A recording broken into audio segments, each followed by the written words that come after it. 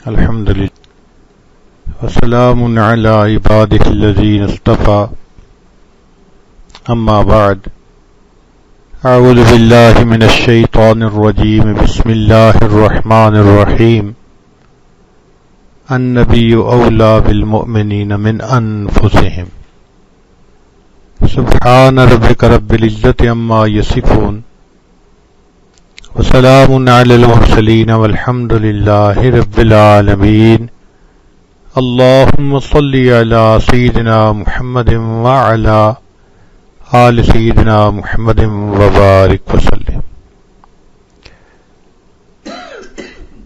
دنیا میں دو شہر ہیں جن کو اللہ نے امتیاز شان عطا فرمائی، ایک مکہ مکرمہ، ایک مدینہ منورہ۔ دونوں انوارات سے، تجلیات سے بھرے ہوئے شہر ہیں۔ مکہ مکرمہ کو اللہ کے خلیل نے بسایا اور مدینہ طیبہ کو اللہ کے پیارے حبیب صلی اللہ علیہ وسلم نے آباد فرمایا۔ مکہ مکرمہ سے دین کی ابتدا ہوئی، مدینہ طیبہ پہ دین کی انتہا ہوئی۔ مکہ مکرمہ میں نبی علیہ الصلوۃ والسلام کے اجداد مدفون اور مدینہ طیبہ میں اللہ کے پیارے حبیب صلی اللہ علیہ وسلم خود مدفون۔ دونوں شہر نبی ہیں، دونوں میں ہر وقت انوارات کی بارش ہے۔ بمکہ بینی از توحید نورے، بیسرب از حبیب اللہ ظہورے، گریں دو شہر ایمارا ندیدے، جدیدی گردرین دنیا رسیدے۔ اے دوست، اگر تم نے اپنی زندگی میں ان دو شہروں کو نہیں دیکھا تو دنیا میں آ کے تم نے بھلا دیکھا ہی کیا ہے۔ اللہ کے محبوب صلی اللہ علیہ وسلم محبوب کل جہاں ہیں۔ اللہ تعالیٰ کے تو محبوب ہیں ہی، پورے جہان کے محبوب۔ ذرا غور کریں کہ دنیا میں جو مخلوقات ہیں ان کو چار طرح سے تقسیم کیا گیا: جمادات، نباتات، حیوانات اور انسان، چاروں کے محبوب۔ جمادات کہتے ہیں پہاڑوں کو، پتھروں کو۔ نبی علیہ السلام ان کے بھی محبوب، چنانچہ اللہ کے محبوب صلی اللہ علیہ وسلم کے ہاتھ میں کنکریاں تھیں جنہوں نے کلمہ پڑھا۔ تو کنکریوں کا کلمہ پڑھنا اس بات کی دلیل ہے۔ سیدنا صدیق اکبر عنہ کے گھر میں دو پتھر تھے، ایک کا نام تھا متکلم اور ایک کا نام تھا متقی۔ متکلم اس لیے اس کو کہتے تھے کہ نبی علیہ السلام جب بھی تشریف لاتے تھے تو متکلم سلام کرتا تھا، اور متقی اس کو کہتے تھے کہ نبی علیہ السلام جب تشریف فرما ہوتے تھے تو لیفٹ سائیڈ اس کے اوپر تکیہ لگاتے تھے، ٹیک لگاتے تھے، تو اس کا نام متقی پڑ گیا تھا۔ پتھر بھی اللہ کے محبوب صلی اللہ علیہ وسلم سے محبت۔ اب اس کی دلیل مانگنی ہو تو نبی علیہ السلام جب حجۃ الوداع سے واپس تشریف لائے اور جبل احد پر نظر پڑی تو فرمایا احد جبل یحبنا ونحبہ، احد پہاڑ ہم سے محبت کرتا ہے، ہم احد پہاڑ سے محبت کرتے ہیں۔ تو جمادات کے بھی محبوب۔ پھر اس کے بعد نباتات۔ نباتات کہتے ہیں شجر، درخت وغیرہ۔ چنانچہ حدیث مبارکہ میں آیا کہ اللہ کے محبوب صلی اللہ علیہ وسلم جس راستے سے چلتے تھے درختوں کی شاخیں جھک جاتی تھیں، درخت سلام کرتے تھے، اور اگر اللہ کے محبوب صلی اللہ علیہ وسلم نے کہیں قضائے حاجت سے فارغ ہونا ہوتا تھا تو درخت اس جگہ پر ایک جھنڈ بنا دیتے تھے۔ درختوں کے بھی محبوب۔ اور دلیل پوچھنی ہو تو مشہور روایت ہے کہ نبی علیہ الصلوۃ والسلام نے شروع میں جب جمعے کا خطبہ دینا شروع فرمایا تو ایک کھجور کا تنا تھا جس کو استوانہ حنانہ کہتے ہیں، اس کے ساتھ ٹیک لگا کر خطبہ دیا کرتے تھے۔ پھر حضرت تمیم داری رضی اللہ عنہ جب اسلام لائے تو انہوں نے ممبر بنا کر خدمت میں پیش کیا، تو نبی علیہ السلام جب ممبر پر چڑھے تو صحابہ کرام کہتے ہیں کہ ہمیں چھوٹے بچے کے رونے کی سی آواز آئی، ہم حیران تھے کہ بچہ کیسے رو رہا ہے۔ اللہ کے محبوب صلی اللہ علیہ وسلم ممبر سے نیچے تشریف لائے اور آپ نے آ کر کھجور کے خشک تنے پر ہاتھ رکھا، پھر پتہ چلا کہ وہ خشک تنا آپ کی جدائی میں رو رہا تھا۔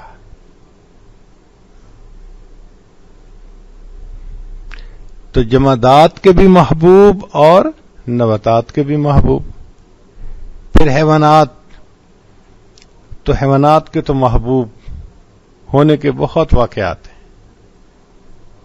چنانچہ اللہ کے محبوب صلی اللہ علیہ وسلم سے بعض حیوانات نے کلام کیا، اونٹ نے ایک دفعہ کلام کیا،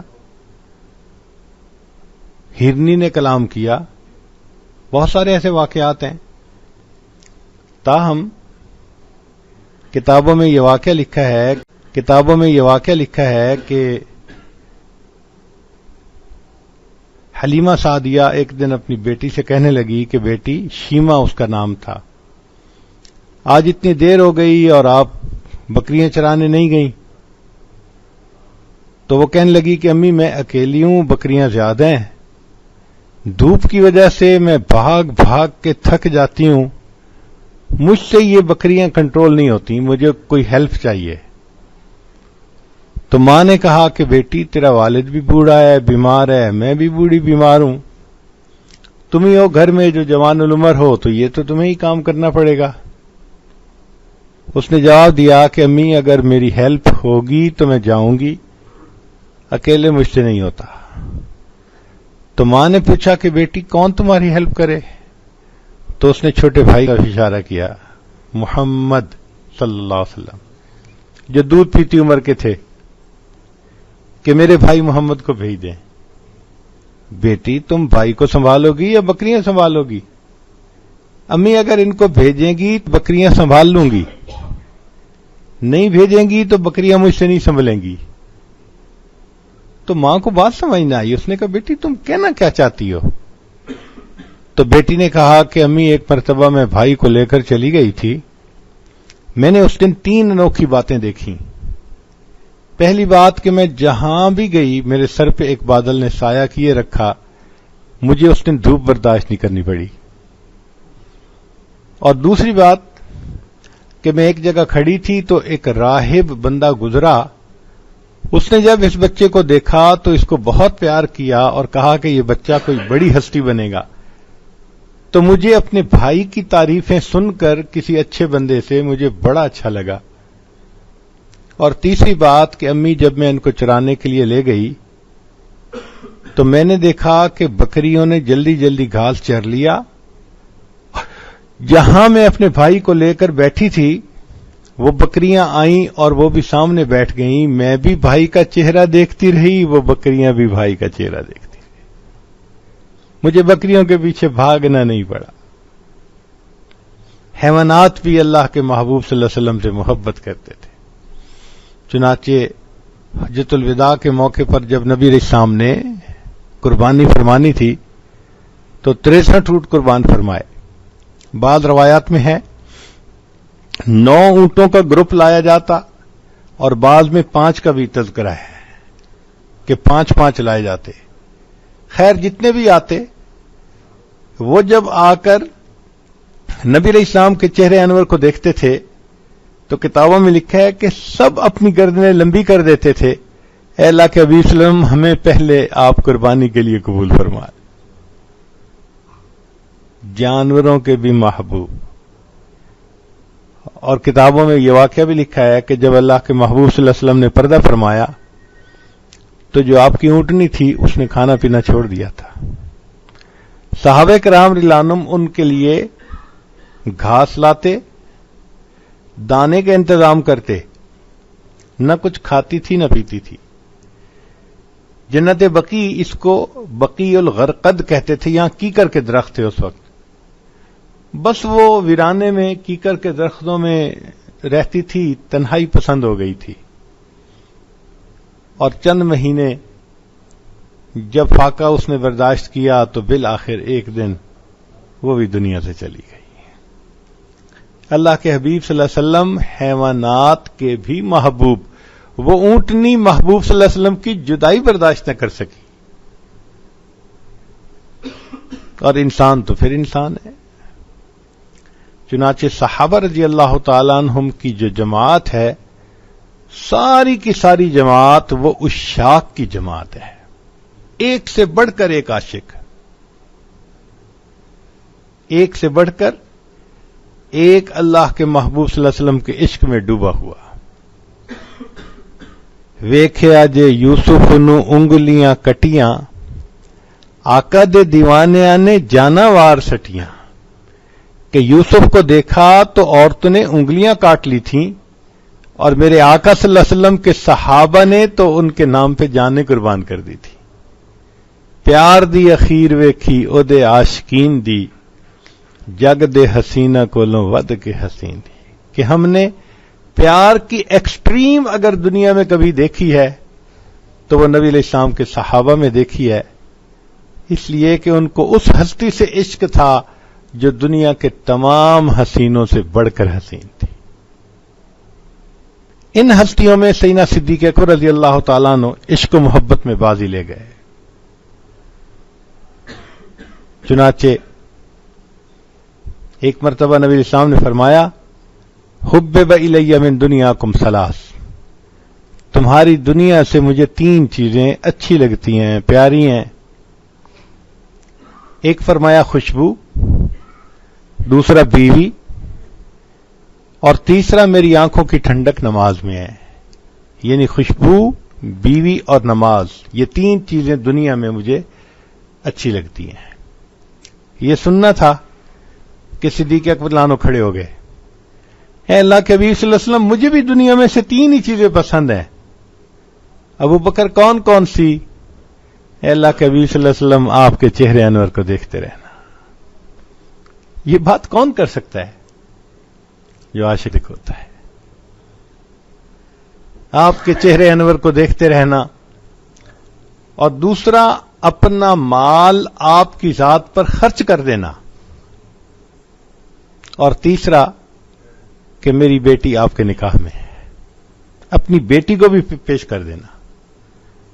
یہ عشق کی انتہا تھی سیدنا صدیق اکبر رضی اللہ تعالیٰ عنہ کے دل میں۔ چنانچہ جب نبی علیہ السلام نے ہجرت کا ارادہ فرمایا تو آپ صلی اللہ علیہ وسلم اپنے گھر مبارک سے ابو بکر صدیق لانو کے گھر آئے، ان کو ساتھ لینا تھا۔ ابھی دروازہ کھٹکھٹایا بھی نہیں تھا کہ یعنی تھوڑی سی آہٹ سے ابو بکر صدیق لانو نے دروازہ کھول دیا۔ تو نبی علیہ السلام نے پوچھا، ابو بکر تم جاگ رہے تھے یا میرے آنے پہ جاگے؟ عرض کیا، اے اللہ کے حبیب صلی اللہ علیہ وسلم، کچھ دنوں سے مجھے اندازہ تھا کہ آپ صلی اللہ علیہ وسلم کو ہجرت کا حکم ہوگا، اور یہ بھی توقع تھی کہ جب حکم ہوگا تو آپ اس عاجز کو خادم سفر قبول فرمائیں گے۔ جس دن سے ابو بکر کو یہ خیال آیا، ابو بکر نے رات کا سونا چھوڑ دیا، ایسا نہ ہو آپ تشریف لائیں، میرے دروازے پر آپ کو انتظار میں رکنا پڑے۔ کیا محبت تھی ابو بکر صدیق عنہ کے دل میں۔ پھر وہاں سے ہجرت کے لیے چلے تو گھر کے سارے لوگوں کو خدمت پر مامور کر دیا۔ ذرا غور کیجئے، خود سفر میں ساتھ ہیں، بیوی کو کہا کہ ہمارے لیے کھانا بنانا، اور بیٹی اسما چونکہ چھوٹی عمر کی ہے، کسی کو شک بھی نہیں ہوگا، اس کے ذریعے سے ہمیں کھانا پہنچا دینا۔ عبد الرحمن جو بیٹا تھا اس سے کہا کہ بیٹا سارا دن مکہ مکرمہ کے جو قریش کے سردار ہیں ان کی باتیں سننا، رات کے اندھیرے میں آ کے ہمیں اطلاع دے دینا۔ اپنے غلام فہیرہ سے کہا کہ تم بکریاں چرانے کے بہانے اس طرف آنا اور ہمیں دودھ پلا دینا۔ خود بھی خدمت میں مصروف، بیوی بھی مصروف، بیٹی بھی مصروف، بیٹا بھی مصروف، اور غلام بھی مصروف۔ یہ ہوئی نا خدمت۔ سب کو خدمت پر لگا دیا. یہ محبت تھی. چنانچہ جب غار ثور میں جانے لگے تو عرض کیا اللہ کے حبیب صلی اللہ علیہ وسلم آپ تھوڑا سا توقف فرمائیں, یہاں میں ذرا اندر جا کر دیکھ لوں, کوئی نقصان دینے والا کیڑا نہ ہو, کوئی ایسی چیز نہ ہو. اندر صفائی کر دی. چند سوراخ تھے, ان کو چھوٹے پتھروں سے بند کر دیا. ایک سوراخ بند کرنے کے لیے پتھر نہیں تھا اندر. سوچا اس کو تو میں جب بیٹھوں گا تو اپنے پاؤں سے ہی بند کر دوں گا. پھر بیٹھ کے محبوب صلی اللہ علیہ وسلم کی خدمت میں عرض کیا, اے اللہ کے حبیب صلی اللہ علیہ وسلم خادم کی گود حاضر ہے, تشریف لے آئیے. نبی علیہ السلام رات جاگنے کی وجہ سے چونکہ بہت تھکے ہوئے تھے, نیند بھی تھی, تو آپ صلی اللہ علیہ وسلم گود میں سر رکھ کے سو گئے. ابو بکر صدیق لانو وہ خوش نصیب انسان ہے کہ تنہائی ہے, ان کی گود میں محبوب صلی اللہ علیہ وسلم کا منور چہرہ ہے, اور ابو بکر صدیق لانو اس کے دیدار سے مشرف ہو رہے ہیں. آج عاشق کہتے ہیں ہم ہی ہم ہوں تیری محفل میں کوئی اور نہ ہو. یہ بات ابو بکر صدیق کو نصیب ہو گئی. دن کی روشنی ہے, رات کا اندھیرا ہے, ابو بکر کی گود ہے, محبوب کا چہرہ ہے. اللہ اکبر کبیرہ. وہ کیسا منظر ہوگا کہ جب محبوب خدا صدیق اکبر عنہ کی گود میں سر رکھ کے آرام کر رہے ہوں گے اور وہ صدیق ان کے چہرے کو دیکھ رہے ہوں گے اتنا قریب سے.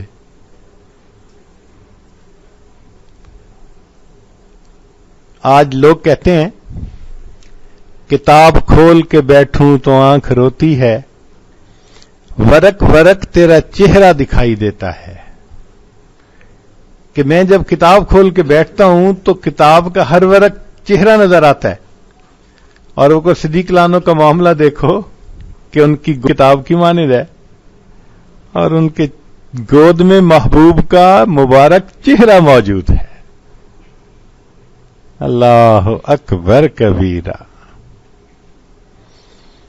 عطا اللہ شاہ صاحب بخاری رحمۃ اللہ فرمایا کرتے تھے کہ ابو بکر صدیق رضی اللہ عنہ جب میں تخیل کی آنکھ سے دیکھتا ہوں اس منظر کو کہ آپ نبی علیہ السلام کی معیت میں غار ثور کے اندر ہیں, تو مجھے یوں لگتا ہے کہ آپ کی گود ایک رحل کی مانند ہے اور اللہ کے محبوب صلی اللہ علیہ وسلم کا چہرہ انور وہ اللہ کے قرآن کی مانند ہے, اور ابو بکر آپ مجھے قاری نظر آتے ہیں بیٹھے اس قرآن کی تلاوت کر رہے ہیں.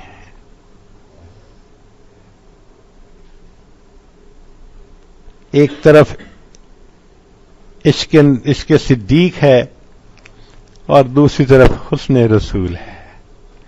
کائنات نے ایسا منظر نہیں دیکھا ہوگا.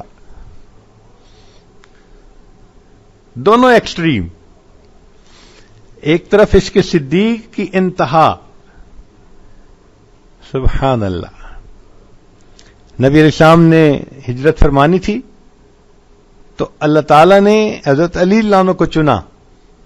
چنانچہ نبی علیہ الصلوۃ والسلام نے لوگوں کی امانتیں ان کے حوالے کی اور فرمایا کہ میرے بستر پہ سو جاؤ, دن ہو جائے تو لوگوں کی امانتیں ان کو دے کر تم بھی آ جانا.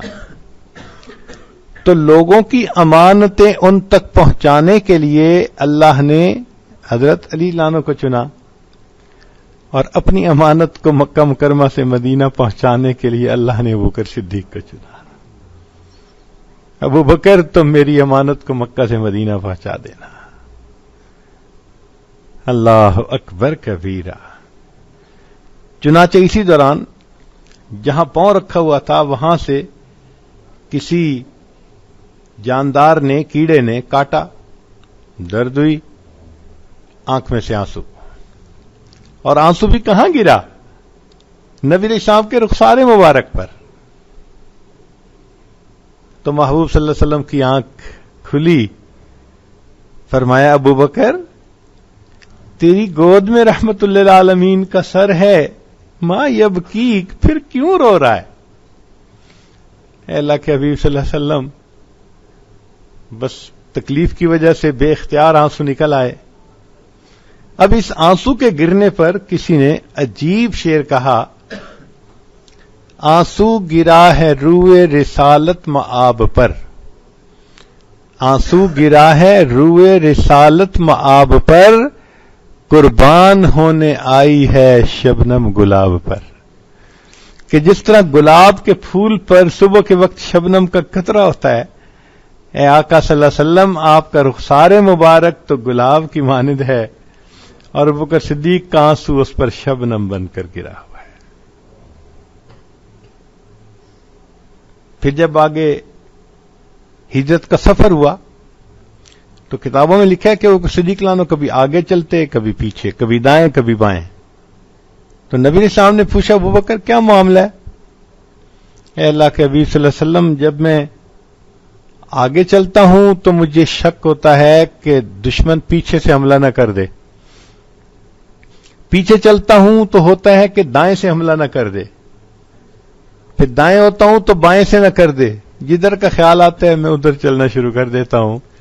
جیسے شمع کے گرد پروانہ چکر لگا رہا ہوتا ہے، یہ شمع رسالت کے گرد صدیق اکبر پروانہ بن کے چکر لگا رہے تھے. محبت کی انتہا.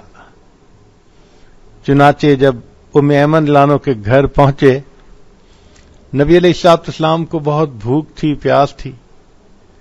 تو ابوبکر صدیق لانو ان کے پاس گئے اور کہا کہ اگر آپ اجازت دیں تو آپ کی بکریوں کا دودھ میں نکال لوں.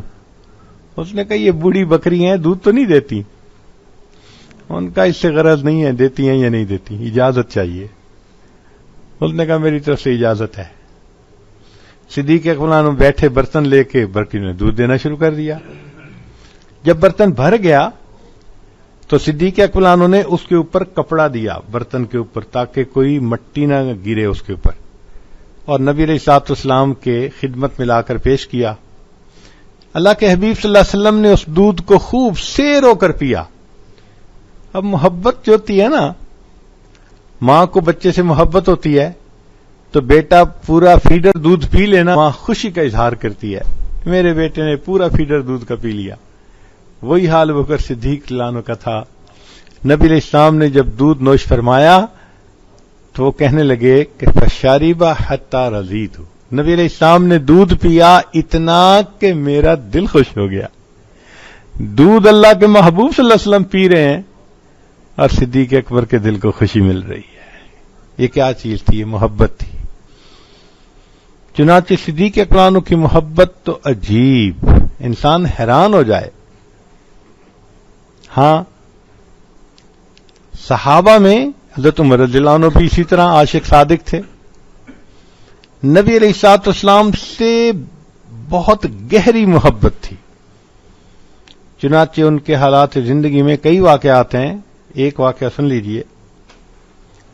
ایک دن عمر لانو اپنے رات کے وقت میں مدینہ طیبہ کی گلیوں میں چکر لگا رہے ہیں.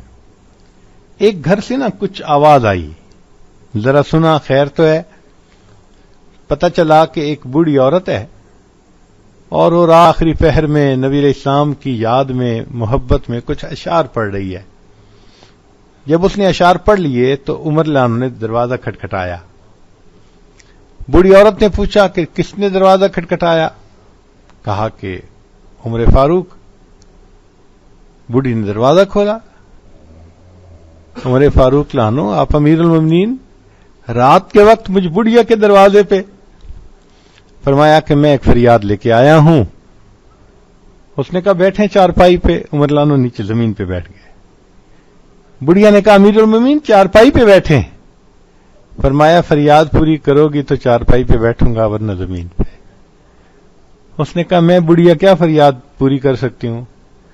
فرمایا تم نے جو ابھی شعر پڑھے ہیں نا نبی علیہ السلام کی محبت میں، ان کے آخر میں تم نے جو شعر پڑھا ہے اس کا یہ مضمون تھا کہ اے اللہ مجھے قیامت کے دن اپنے حبیب صلی اللہ علیہ وسلم کے قدموں میں جنت میں جگہ عطا فرما دینا. میری فریاد یہ ہے اپنے شعر کو تھوڑا سا تبدیل کر کے عمر کا نام شامل کر دو تاکہ ترجمہ یہ بن جائے کہ اللہ قیامت کے دن مجھے اور عمر بن الخطاب کو محبوب کے قدموں میں جنت میں جگہ عطا فرما دینا. محبت کی انتہا. سیدنا عثمان غنی رضی اللہ تعالیٰ عنہ نبی علیہ الصلوۃ والسلام کی دعوت کرتے ہیں اور پھر لینے کے لیے گھر آتے ہیں. جب نبی علیہ السلام گھر سے چلے تو عثمان غنی لانو آپ کے دونوں قدموں کی طرف، قدمین کی طرف دیکھتے جا رہے ہیں، نیچے ہی نظر رہی پورا راستہ. باقی صحابہ بھی حیران کہ آج عثمان کے اوپر کیا کیفیت ہے. نبی السلام کی خدمت میں بتا دیا تو محبوب صلی اللہ علیہ وسلم نے پوچھا عثمان کیا معاملہ؟ اے اللہ کے حبیب صلی اللہ علیہ وسلم، آج میرے گھر میں وہ ہستی مہمان آئی، میں نے دل میں نیت کی تھی آپ اپنے گھر مبارک سے لے کر میرے گھر تک جتنے قدم چل کر آئیں گے عثمان اتنے غلام اللہ کے راستے میں آزاد کرے گا. باقی صحابہ ان کے بھی عشق و محبت کا عجیب عالم تھا. ان میں ایک صحابی تھے حضرت بلال رضی اللہ عنہ، ماشاءاللہ ان کا بھی اپنا رنگ تھا. علامہ اقبال نے ان کے بارے میں بہت خوبصورت اشعار لکھے ہیں. چمک اٹھا جو ستارہ تیرے مقدر کا، حبش سے تجھ کو اٹھا کر حجاز میں لایا. کہ تیرے مقدر کا ستارہ کیا چمکا، تو حبشہ کا رہنے والا، پیدا وہاں ہوا، تجھے وہاں سے حجاز لے کر آ گئے. اللہ اکبر. اور پھر وہ لکھتے ہیں کہ اے بلال لانو آپ کے دل میں کیا محبت تھی کہ آپ بیٹھے ہوئے نبی علیہ الصلوۃ والسلام کو محبت کی نگاہوں سے دیکھتے تھے. ان اشعار میں ان کو لکھا ہے ادائے دید سراپا نیاز تھی تیری. ادائے دید یعنی دیکھنے کا جو تیرا انداز تھا نا، ادائے دید سراپا نیاز تھی تیری، کسی کو دیکھتے رہنا نماز تھی تیری. ہے بلال لانو، محبوب صلی اللہ علیہ وسلم کا چہرہ دیکھتے رہنا ایسا تھا آپ کے لیے جیسے آپ نماز پڑھ رہے. اس لیے جب نبی علیہ السلام نے پردہ فرمایا تو بلال لانو نے پھر اذان کہنی چھوڑ دی. صحابہ لانو کو بتا دیا کہ پہلے میں اذان دیتا تھا، محبوب صلی اللہ علیہ وسلم کے چہرے انور کا دیدار کرتا تھا، اب اذان دوں اور دیدار نہ کروں گا تو مجھ سے برداشت نہیں ہوگا. حضرت شیخ الحدیث رحمۃ اللہ علیہ نے لکھا ہے کہ اس کے بعد بلال لانو نے بقیہ زندگی میں صرف 2 اذانیں دیں. ایک اذان جب بیت المقدس فتح ہوا، اس موقع پہ امیر المومنین عمر ابن خطاب لانو نے حکم دیا تو امیر المومنین کے حکم کو ٹالنے کی گنجائش نہیں تھی. بلال لانو نے ایک اذان وہاں دی. اور دوسری اذان کا واقعہ کہ ایک مرتبہ بلال لانو شام میں تھے، خواب میں نبی علیہ السلام کی زیارت نصیب ہوئی. اللہ کے حبیب صلی اللہ علیہ وسلم نے فرمایا بلال کیا سرد مہری ہے، اتنا عرصہ گزر گیا ملنے کے لیے نہیں آتے. آنکھ جو کھلی بیوی کو کہا کہ تیاری کرو اب میں دوبارہ نہیں سوؤں گا. سفر، چنانچہ سفر کر کے مدینہ طیبہ پہنچے، محبوب صلی اللہ علیہ وسلم کی خدمت میں سلام پیش کیا. اتنے میں نماز کا وقت ہو گیا. اب صحابہ رضوان نے عرض کیا کہ اذان دے دیجئے، انکار کیا. اتنے میں دونوں شہزادے حسنین کریمین تشریف لے آئے اور انہوں نے کہا کہ ہمیں نانا جان کے زمانے کی اذان سنا دیجئے. اب ان کی جو درخواست تھی وہ ایسی تھی کہ انکار کی گنجائش نہ تھی. چنانچہ دوسری مرتبہ بلال لانو نے پھر اذان دی، لیکن جب وہ آواز یعنی مسجد سے بلند ہوئی جو صحابہ نبی علیہ السلام کے زمانے میں سنتے تھے، صحابہ کے دلوں کے تار چھڑ گئے. ان کو محبوب صلی اللہ علیہ وسلم کی یاد آئی، آنکھوں سے آنسو. حضرت شیخ الحدیث رحمۃ اللہ فرماتے ہیں کہ جو قریب کے گھروں کی عورتیں تھیں انہوں نے وہ اذان سنی، ان کو یقین نہیں آتا تھا اپنی آنکھوں پہ کہ ہم یہ آواز پھر سنیں گے. تو انہوں نے اپنے سروں پہ چادریں لیں، برقعے لیے اور وہ دیکھنے کے لیے کہ کون اذان دے رہا ہے مسجد کے قریب آ گئیں. اب عجیب منظر ہے، اندر صحابہ مرد رو رہے ہیں اور باہر عورتیں اس آواز کو سن کے رو رہی ہیں، نبی علیہ السلام کو یاد کر رہی ہیں. اور بات اس وقت عجیب بنی جب ایک عورت کے پاس اس کا بیٹا تھا تو اذان ختم ہونے کے بعد بیٹے نے ماں سے پوچھا، اماں بلال جانو تو کچھ عرصے کے بعد واپس آ گئے، بتاؤ اللہ کے حبیب صلی اللہ علیہ وسلم کب واپس آئیں گے؟ جتنے صحابہ رضوان تھے سب کے سب نبی علیہ السلام کے عاشق تھے، ایک سے بڑھ کر ایک. ذرا ان کی زندگی کے واقعات کو پڑھیں تو صحیح. بعض ایسے بھی صحابہ تھے کہ قسمیں اٹھائی تھیں، ہم صبح اٹھیں گے سب سے پہلے نبی علیہ السلام کے چہرے انور کو دیکھیں گے. وہ آنکھیں بند رکھتے تھے، جب نبی علیہ السلام کے سامنے لایا جاتا تھا ان کو پھر آنکھ کھول کے چہرے انور دیکھتے تھے. کیسے انہوں نے اپنی قسمیں نبھائی ہوں گی. بلکہ بعض ایسے بھی تھے کہ جب رات کو نبی علیہ السلام حجرے میں آرام فرماتے تو وہ مسجد نبوی سے آ کر اور حجرے کو دیکھتے رہتے، گھنٹوں بیٹھے رہتے کہ یہ وہ جگہ ہے جہاں میرے محبوب آرام فرما رہے ہیں.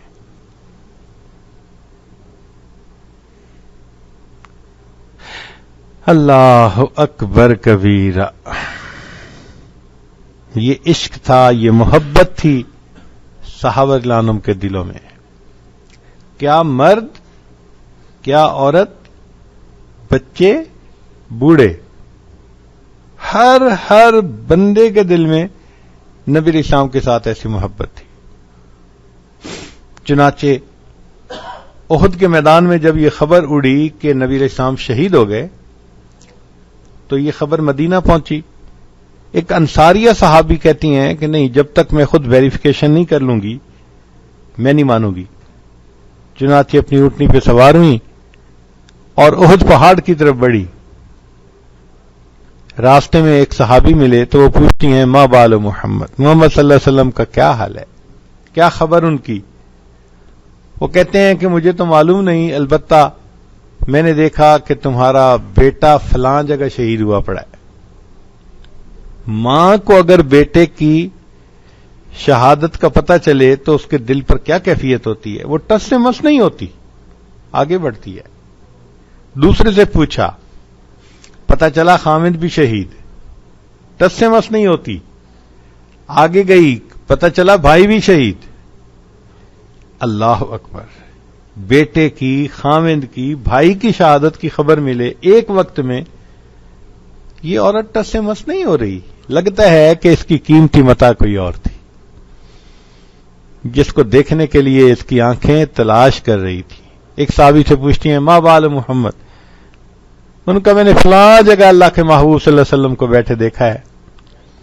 چنانچہ وہاں پہنچی اور نبی علیہ الصلوۃ والسلام کی چادر مبارک ردا کا جو ایک کونا تھا وہ پکڑ کے یوں کہنے لگی، کل مصیبت بعد محمد جلل. محمد صلی اللہ علیہ وسلم کو دیکھنے کے بعد میرے لیے سب مصیبتیں برداشت کرنی آسان ہے. یہ عورتوں کی محبت تھی. نبی علیہ السلام نے ایک مرتبہ اعلان فرمایا کہ اللہ کے راستے میں نکلنے کی تیاری کرو. مدینہ طیبہ کے ہر گھر میں تیاری ہو رہی ہے. ہر عورت خامد کو، بھائی کو، بیٹے کو، جو بھی محرم تھا تیار کر رہی ہے. ایک ایسا گھرانہ ہے کہ جس میں ایک عورت اپنے دودھ پیتے بچے کو لے کے بیٹھی ہے، زاروں قطار رو رہی ہے. خامد پہلے شہید ہو چکے، اب گھر میں کوئی اور محرم مرد نہیں ہے. ان کو غم یہ ہے کہ آج کوئی میرا محرم مرد ہوتا، میں بھی تیار کر کے اس کو بھیجتی تو مجھے بھی سعادت نصیب ہوتی. میں آج محروم اس نعمت سے. خوب روئی، خوب روئی. حتیٰ کہ جب طبیعت بہت بھر آئی تو اپنے بیٹے کو اس نے اٹھایا اور لے کے نبی علیہ السلام کی خدمت میں مسجد نبوی میں آ گئی. اے اللہ کے حبیب صلی اللہ علیہ وسلم، میرے بیٹے کو جہاد کے لیے قبول کر لیجیے. نبی السلام نے فرمایا، یہ دودھ پیتا بچہ ہے. گود میں بچے کو ڈال دیا. یہ بچہ کیسے جہاد کرے گا؟ اے اللہ کے حبیب صلی اللہ علیہ وسلم، جس صحابی کے ہاتھ میں ڈھال نہ ہو میرا بچہ اس کے حوالے کر دیں. جب وہ جائے گا میدان جنگ میں اور دشمن تیروں کی بارش برسائیں گے تو تیروں سے بچنے کے لیے وہ میرے بچے کو آگے کر دے گا. میرا بیٹا دشمن کے تیروں کو بلاک کرنے کے کام آ سکتا ہے. کیا محبت ہوگی ان صحابیات کے دلوں میں اللہ کے محبوب صلی اللہ علیہ وسلم.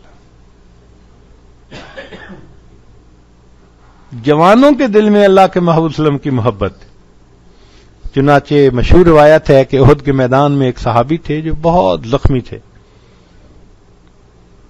تو ان کے کسی قریبی نے دیکھا تو پوچھا کہ بھائی تمہاری کوئی تمنا. کہا کہ اگر محبوب صلی اللہ علیہ وسلم کا ایک دفعہ دیدار جائے. انہوں کا بہت اچھا, خون میں لت پت ہیں. انہوں نے اٹھا لیا کندھے پہ, اور نبی علیہ السلام جہاں ایک پتھر کے اوپر تشریف فرما تھے, نیچے پاؤں مبارک لٹکے ہوئے تھے, تو وہاں جا کے انہوں نے اس کو کھڑا کیا اور اس کو کہا کہ دیکھو اللہ کے نبی صلی اللہ علیہ وسلم سامنے ہیں. بس ایک مرتبہ نگاہ کھولی انہوں نے اور محبوب صلی اللہ علیہ وسلم کا دیدار کیا. وہیں پر گرے, جان آفرین کے سپرد کر دی. دنیا کو دکھا دیا آقا تیری معراج کہ تو لوح قلم تک پہنچا, میری معراج کہ میں تیرے قدم تک پہنچا. تیری معراج کہ تو لوح قلم تک پہنچا, میری معراج کہ میں تیرے قدم تک پہنچا. عورتوں کے دل میں محبت, جوانوں کے دل میں محبت, بوڑھوں کے دل میں محبت. چنانچہ ایک بوڑھے صحابی تھے, مسجد نبی میں آتے اور خاموش بیٹھ کے نبی علیہ السلام کا چہرہ انور دیکھتے رہتے. مجلس ختم ہوتی اٹھ کے چلے جاتے. ایک دن نبی علیہ السلام نے بلایا کہ بھئی آپ کوئی بات نہیں پوچھتے, سوال نہیں پوچھتے, پابندی سے آتے ہیں چلے جاتے ہیں. اے اللہ کے نبی وسلم جب میں گھر میں ہوتا ہوں مجھے آپ کی یاد تڑپاتی ہے, میں آپ کے چہرے انور کا دیدار کرنے کی نیت سے حاضر ہوتا ہوں, لوگ سوال پوچھتے رہتے ہیں, میں چہرے انور کو دیکھتا رہتا ہوں. مجلس ختم ہوتی ہے میں واپس چلا جاتا ہوں. اللہ اکبر کبیرہ. بچوں کے دل میں نبی علیہ الصلوۃ والسلام کی محبت. بدر کا میدان, عبد الرحمن لانو ایک صحابی ہیں, وہ کہتے ہیں کہ میں نے اپنے دائیں بائیں دیکھا تو ایک طرف تو ایک جوان آدمی تھا تو مجھے فیل ہوا کہ ادھر سے مجھے سپورٹ ملے گی, اور دوسری طرف دیکھا تو دو چھوٹے چھوٹے بچے تھے جن کے قد تلوار سے چھوٹے تھے. میں نے ان کی طرف دیکھا, انہوں نے میری طرف دیکھا, قریب آ کے کہنے لگے انکل آپ ابو جہل کو پہچانتے ہیں؟ میں نے کہا کیوں؟ کہنے لگے ہم نے سنا ہے ہمارے آقا صلی اللہ علیہ وسلم کی شان میں گستاخی کرتا ہے, نیت کر کے آئے ہیں یا ہم گھر واپس نہیں جائیں گے یا وہ گھر واپس نہیں جائے گا. چھوٹے بچوں کے دل میں محبت کا یہ عالم, معاذ اور معوذ کے دل میں, چھوٹی بچیوں کے دل میں اللہ کے نبی صلی اللہ علیہ وسلم کے ساتھ محبت. چنانچہ غار ثور میں پہلے دن اسماء رضی اللہ تعالیٰ عنہ کھانا لائیں تو نبی علیہ السلام نے کھانا کھا لیا, اسماء چلی گئی. جب دوسرے دن کھانا لے کر آئیں تو نبی علیہ السلام نے دیکھا کہ اسماء کے ماتھے پہ زخم کا نشان بھی ہے اور وہ کچھ تھوڑی ڈاؤن نظر آ رہی ہے, جیسے ڈپریسڈ ہوتا ہے بچہ, غم زدہ ہوتا ہے. تو نبی علیہ السلام نے فرمایا اسماء کیا معاملہ ہے؟ اے اللہ کے حبیب صلی اللہ علیہ وسلم کل جب آپ کی خدمت میں کھانا پیش کر کے میں واپس جا رہی تھی, مکہ مکرمہ داخل ہوئی تو مجھے ابو جہل نے دیکھ لیا. اس نے مجھے روکا, کہا اسماء بتاؤ تمہارے والد کہاں ہیں؟ وہ وہیں ہوں گے جہاں تمہارے پیغمبر اسلام ہے. تمہیں پتا ہے؟ اے اللہ کے رسول میں نے سچ بولا کہ ہاں مجھے پتا ہے. اس نے کہا بتاؤ کہاں؟ میں نے کہا میں نہیں بتاتی. اس نے کہا اسماء میں بہت ماروں گا. میں نے کہا نہیں میں نہیں بتاتی. اے اللہ کے حبیب صلی اللہ علیہ وسلم اچانک جو اس نے زوردار تھپڑ لگایا, میں نیچے چٹان کے ساتھ میرا ماتھا لگا, خون نکل آیا, آنکھوں سے آنسو. اس نے میرے بال پکڑ کے کھینچ کے کھڑا کیا, اسماء میں تیری جان نکال دوں گا, مجھے بتاؤ وہ کہاں ہے؟ اے اللہ کے وسلم میں نے جواب دیا ابو جہل میری جان تیرے حوالے, میں محمد عربی کو تیرے حوالے نہیں کروں. یہ بچیوں کے دل میں اللہ کے حبیب صلی اللہ علیہ وسلم کے ساتھ محبت تھی. گویا معاشرے کے ہر فرد کو نبی علیہ السلام سے محبت تھی. تو جمادات کو محبت، نباتات کو محبت، حیوانات کو محبت، اور جتنے صحابہ تھے سب کو محبت. اللہ اکبر کبیرہ. اس لیے نبی علیہ الصلوۃ والسلام محبوب کل جہاں ہیں، سارے جہان کے محبوب، سارے جہان کے محبوب. ہم اس شہر میں ہیں اور اپنی زندگی کے حسین ترین دن گزار رہے ہیں.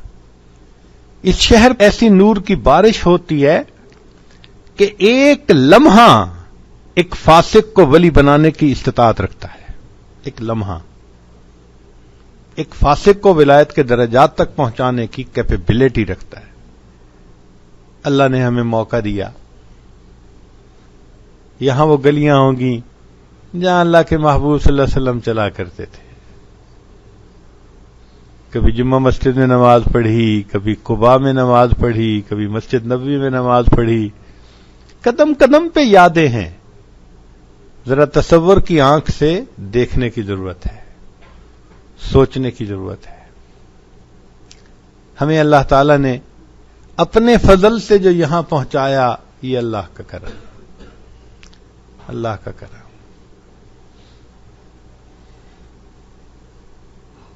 چنانچہ سید نفیس شاہ صاحب رحمۃ اللہ علیہ فرماتے ہیں، شکر ہے تیرا خدایا میں تو اس قابل نہ تھا، تو نے اپنے گھر بلایا میں تو اس قابل نہ تھا،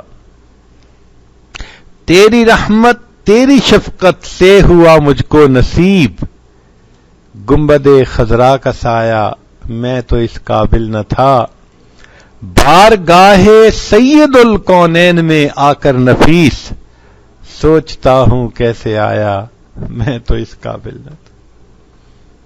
ہماری اوقات نہیں تھی. یہ اللہ کا فضل، یہ اللہ کی رحمت. نبی صاحب نے فرمایا من زار قبری وجبت لہ شفاعتی، جس نے میری قبر کی زیارت کی اس پر میری شفاعت واجب ہو گئی. اور محدثین نے لکھا ہے کہ شفاعت صرف ایمان والوں کی ہوگی قیامت کے دن. اس کا مطلب یہ کہ جس کو زیارت کا شرف حاصل ہو گیا اس کے لیے خوشخبری ہے، اللہ اس کو حفاظت ایمان کے ساتھ کلمے کی موت عطا فرمائے، تبھی تو شفاعت نصیب ہوگی. تو سوچئے یہ اللہ کا کتنا بڑا کرم اور کتنا بڑا احسان ہے کہ اللہ رب العزت نے یہاں آنے کی توفیق عطا فرمائی. نبی علیہ الصلوۃ والسلام ایک مرتبہ دعا مانگ رہے ہیں، اللہ میرے احبا سے مجھے جلدی ملا دینا، چاہنے والوں سے، لور سے. ثوبان رضی اللہ عنہ ایک صحابی ہیں، وہ سنتے ہیں یہ دعا، حیران ہوتے ہیں. جب محبوب صلی اللہ علیہ وسلم نے دعا ختم کی تو آ کر پوچھا، اے اللہ کے حبیب صلی اللہ علیہ وسلم، ہم آپ کے غلام بے نام آپ کی خدمت میں حاضر ہیں، آپ کن کے لیے دعا مانگتے ہیں کہ مجھے ان سے جلدی ملا دینا؟ نبی علیہ السلام نے فرمایا، ثوبان تم ٹھیک کہتے ہو، تم نے جبریل علیہ السلام کو اترتے دیکھا، قرآن کو اترتے دیکھا، میرے چہرے انور کو دیکھا، تمہارا ایمان بڑا قیمتی ہے. مگر اے ثوبان، قرب قیامت میں کچھ ایسے بھی لوگ آئیں گے جنہوں نے مجھے دیکھا تو نہیں ہوگا، اپنے علماء سے انہوں نے میرے تذکرے سنے ہوں گے، اور صرف تذکرہ سن کر ان کے دل میں میری ایسی محبت آئے گی کہ اگر ان کو اختیار دیا جاتا کہ وہ اپنی اولادوں کو بیچ کر میرا دیدار کر لیتے تو ثوبان وہ یہ بھی کر گزرتے. میں ان کے لیے اداس ہوں اور دعا کر رہا ہوں، اللہ مجھے ان احبا سے جلدی ملا دینا. آج کے زمانے میں جس کے دل میں نبی علیہ الصلوۃ والسلام کی سچی محبت ہو، جس کا جسم سنت نبوی سے سجا ہوا ہو، ایسا کہ اگر ملک الموت آئیں، اعضاء کو ٹٹولیں تو سنت نبوی سے سجا ہوا پائیں، دماغ کو ٹٹولیں تو علم نبوی سے بھرا ہوا پائیں، اور اگر دل کو ٹٹولیں تو عشق نبوی سے بھرا ہوا پائیں۔ عجب چیز ہے عشق شاہ مدینہ، عجب چیز ہے عشق شاہ مدینہ، یہی تو ہے عشق حقیقی کا زینہ، ہے معمور اس عشق سے جس کا سینہ، اسی کا ہے مرنا اسی کا ہے جینا۔ یہاں اللہ سے یہ نعمت مانگیے، اے اللہ اپنا بھی عشق عطا فرما اور اپنے پیارے حبیب صلی اللہ علیہ وسلم کی محبت بھی عطا فرما۔ یہ محبت انسان کو دنیا میں اور آخرت میں سعادت مند بناتی ہے۔ دنیا اور آخرت کی سعادتیں اسی سے ملتی ہیں۔ قوت عشق سے ہر پست کو بالا کر دے، دہر میں اس میں محمد سے اجالا کر دے۔ اللہ رب العزت ہمیں اپنے پیارے حبیب صلی اللہ علیہ وسلم کی بارگاہ میں قبولیت عطا فرمائیں، اسی محبت پر جینے اور مرنے کی توفیق عطا فرمائیں، اور قیامت کے دن محبوب صلی اللہ علیہ وسلم کے ہاتھوں حوض کوثر کا جام عطا فرمائیں، اور جنت میں اللہ تعالی محبوب کے قدموں میں جگہ عطا فرما دیں۔ وآخر دعوانا ان الحمد للہ رب العالمین۔